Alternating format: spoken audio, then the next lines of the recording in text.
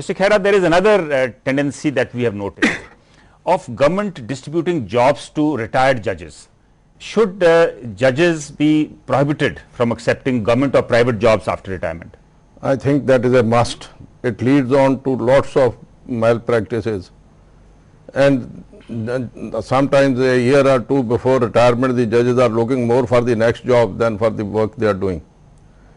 And this labor with the state government or the central government to give judges jobs after retirement is working against judicial integrity. Mr. Gupta, what is your opinion on this? I would broadly agree with this point of view, though it would lead to many of our tribunals and commissions being impossible to be manned. But we have an acute moral problem here. Judges before retirement while in office and judges after retirement, there is a fundamental difference, and I would in principle agree with Mr. Obviously, the government would only appoint those judges who have been favorable to the government in some way or the other. Justice Mongia, what is your opinion on this? You've been the chairman of the Punjab Human Rights Commission. You see, we must distinguish between a private job and a job which a statute requires, like Human Rights Commission, like State Consumer Dispute Redressal Commission. These are statutory bodies made under a statute. Now, statute requires that the chairperson shall be a High Court judge or a Chief Justice, so and so forth. What I am saying is that there is no harm in these tribunals or quasi-judicial tribunals to be headed by a High Court retired judge or a Chief Justice retired. Reason is twofold. He has the experience, expertise in judiciary, and these quasi-judicial tribunals perform judicial functions. Therefore, if the judges are not appointed, perhaps as Mr. Gupta said, the tribunals cannot work. But Justice Mongia, you could actually have sitting judges being appointed on these tribunals. The reason is, as far as the tribunal, we have, I mean, sitting power is still there. I may tell you, under these statutes, there is a provision that a sitting judge can also be appointed. When sitting judges are asked whether you are ready to be appointed here, 99.9% have said no. Reason, if they have no option, if they just transferred there for 2 years or 3 years and then transfer back. That's all right. That is all right. That's all right. If the statutes are amended, that the President of India and so, the authority can say, all right, you are hereby transferred as a so and so, good enough, good enough.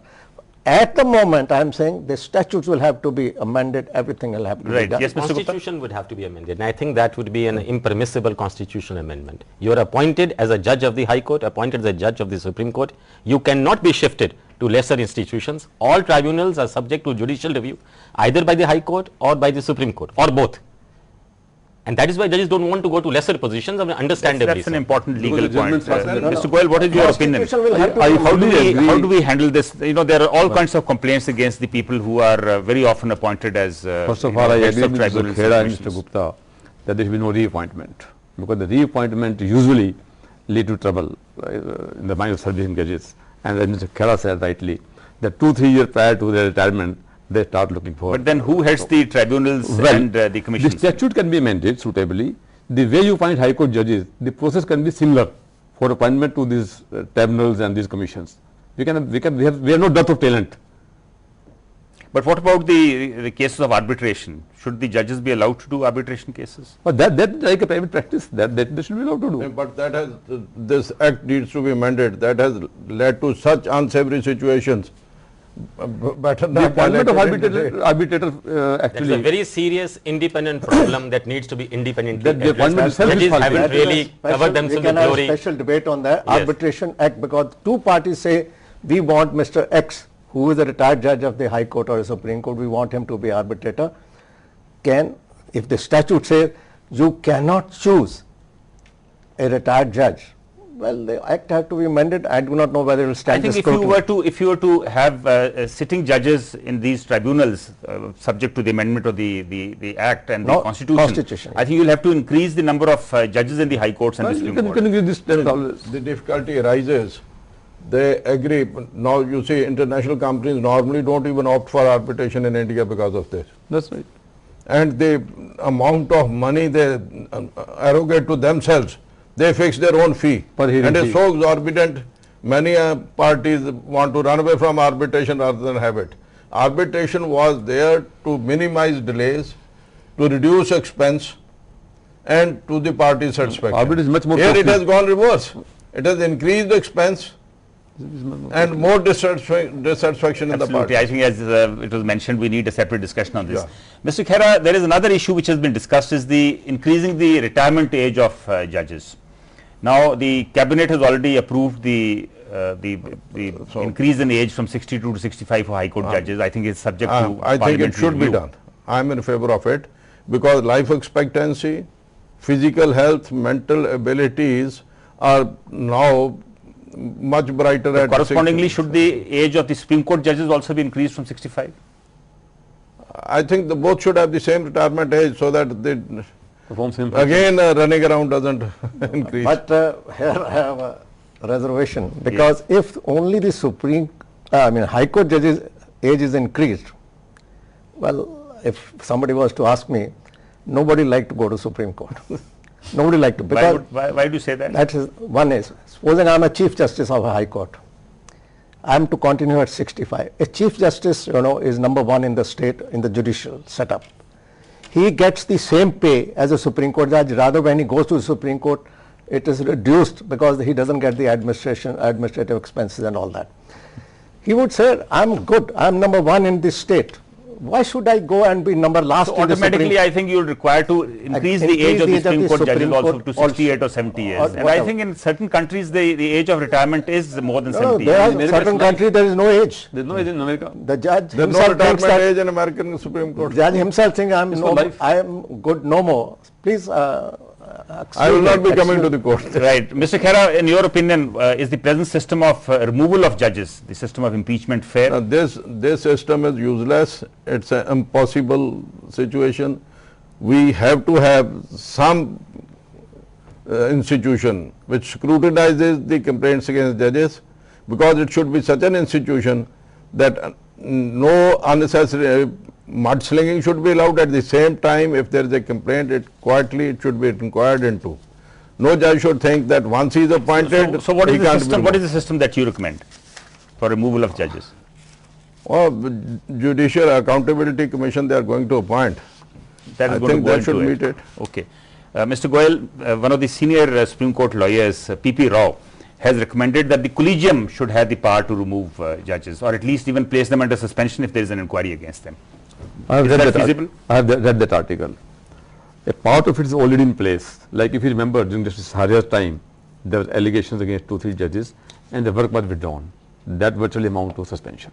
Okay. In Namli Yadav's case also, she remained without work for more than a year here, about 15 months. So that system is already working. That work is withdrawn, that amount to suspension. Okay.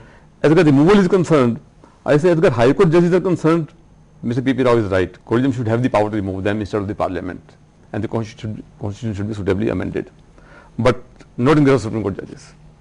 Like you can't give power to Chief Justice or the Collegium to remove a Supreme Court judge. Okay. That should continue the way it is, impeachment proceedings.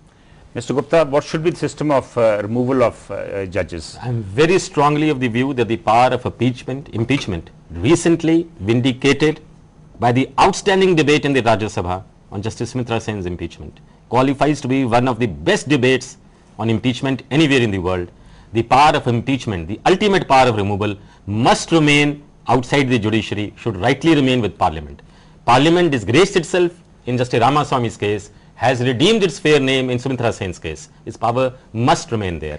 So should the proposed National Judicial Commission not have the power of removal of judges? Whatever body you might have for remedies and sanctions short of impeachment or other modes of removal, which is a debatable issue, the body which has the power of appointment should not have the power of removal as well. These should be treated differently, separately. Otherwise, that will become a super powerful body and will exercise a most baneful influence upon the entire judicial system. These are very different issues and very serious, interesting distinct observation. issues. Justice Mongia, what should be the system of removal of judges? As If I at all already, it as I comes to already that. said, I'm not favor of the present system of impeachment. There should be some commission, accountability, or whatever we may call it. No, but Justice Mongia, if the National Judicial Commission was to have the power of appointment and removal, would that not become almost a super Supreme Court? No, which I would be mean, unconstitutional, really. You see, No, but it has to be made only when the constitution is amended. you see, if Supreme Court can do it, if that commission has persons of integrity, everything is there. I mean, if that is to be made subject to judicial review by the Supreme Court, that is again a debatable, that whether the recommendation or the order of the National Judicial Commission for removal should be subject to judicial review by the Supreme Court or the High Court. This is again a debatable thing. But there is no harm done if it is made even a recommendatory that the National Judicial shall recommend removal, which again may come to the collegium or the appointing authority. We have, Mr. Yeah, we're running out of time, so we'll have to be very brief. We already Yes. have a Yeah. standing committee attached to the Ministry of Law. And the standing committee comprised of members of parliament from both the houses, Rajya Sabha as well as Lok Sabha. But that committee is practically invisible for the society.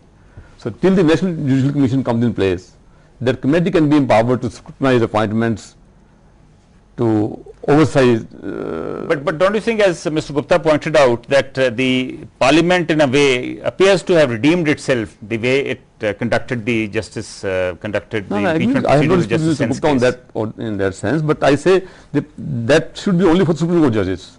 For High So Court, I we don't- said removal should not be based on voting.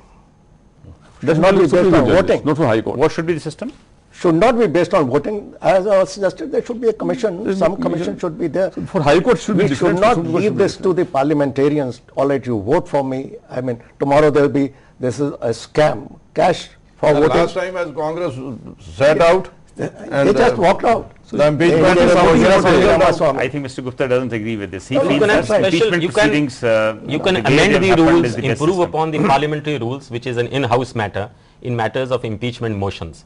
Let me also point out, the Rajya Sabha debate last week was outstanding not only because of the leader of the opposition, because of the Mr. Yuchuri who moved the motion, and the competence and the responsibility with which all of them spoke. It was also outstanding because of the opportunity given to Justice Sen and the extraordinary defense which he put up for himself. I must acknowledge that. Mr. Jethmalani tried to run down his eloquence. I wouldn't do that. I think he went overboard in doing that. It was a supremely moral judgment which underlies the indictment by the Rajya Sabha, which I fully support. You cannot act as a receiver. But finally it again came to voting.